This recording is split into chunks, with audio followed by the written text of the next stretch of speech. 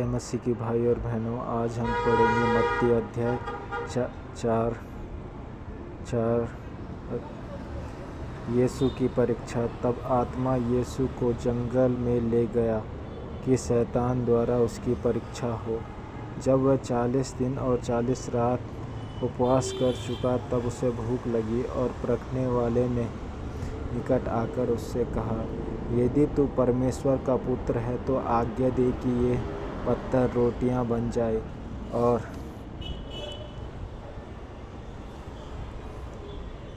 ये पत्थर रोटियां बन जाए। पर उसने उत्तर दिया, ये लिखा है, मनुष्य केवल रोटी ही से नहीं परंतु हर एक वचन से जो परमेश्वर के मुख से निकलता है जीवित रहेगा।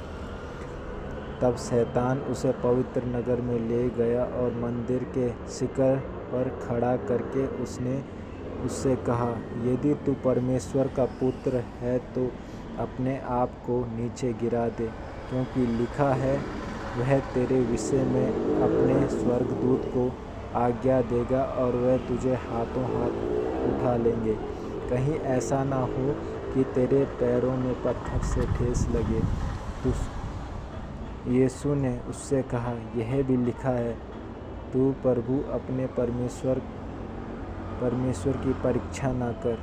फिर शैतान उसे एक बड़े ऊंचे पर्वत पर ले गया और संसार के सारे राज्य और वैभव को दिखाकर उसने कहा, यदि तू गिरकर मुझे दंडवत करे तो मैं यह सब कुछ तुझे दे दूंगा।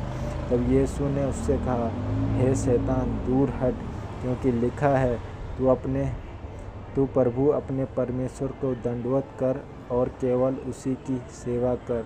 तब शैतान उसे छोड़कर चला गया और देखो, स्वर्गदूत आकर उसकी सेवा टहल करने लगे। यीशु के उपदेश का आरंभ।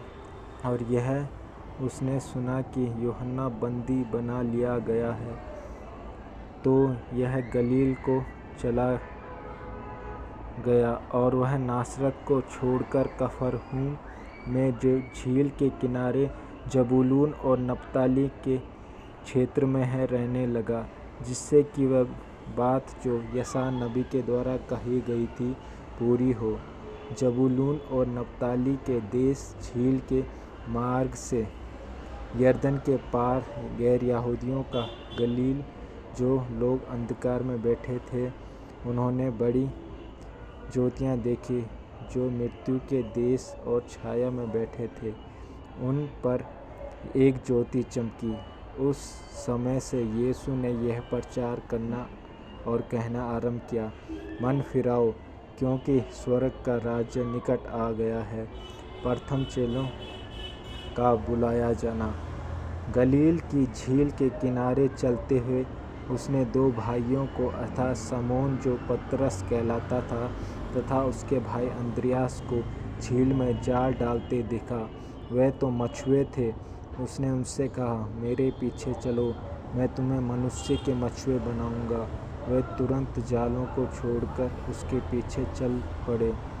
वहाँ से आगे बढ़कर उसने अन्य दो भाइयों अर्थात जब्दी के पुत्र याकूब और उसके भाई यूहन्ना को देखा, जो अपने पिता जब्दी के साथ नाव पर जालों को सुधार रहे थे, और उसने उन्हें बुलाया। वे तुरंत अपनी नाव और पिता को छोड़कर उसके पीछे चल पड़े।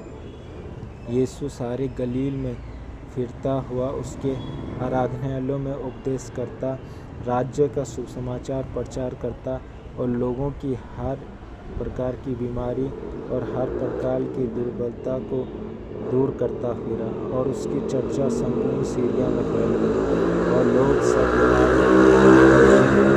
प्रकार की बीमारों तथा दुखों से ग्रसित थे, और जिनमें दुष्टात्माएं थी, मिर्गी वालों को, लकवे के मारे हुओं को, सबको उसके पास लाए और उसने उन्हें चंगा किया। और गलील और दिकापुलिस और यरूशलेम और यहूदिया और यरदन नदी के पार से भीड़ की भीड़ उसके पीछे चल पड़ी। आमीन। अध्याय 4 में हैं 25 आयतें, और ये 25 आयतें मैंने आपको सभी सुनाई हैं, और आप प्रभु जब भी शैतान आपकी परीक्षा करे तो प्रभु इन आयतों से आपको बचाए और परमात्मा आपको आशीष दे। बहुत बहुत धन्यवाद। और इस धन्यवाद के साथ प्रार्थना मांगता हूँ। और नए जो आज हमको परमेश्वर ने दिन दिखाया उसके लिए धन्यवाद देते हैं। और आप सभी के परिवार में परमेश्वर ब्लेस करे। आमीन।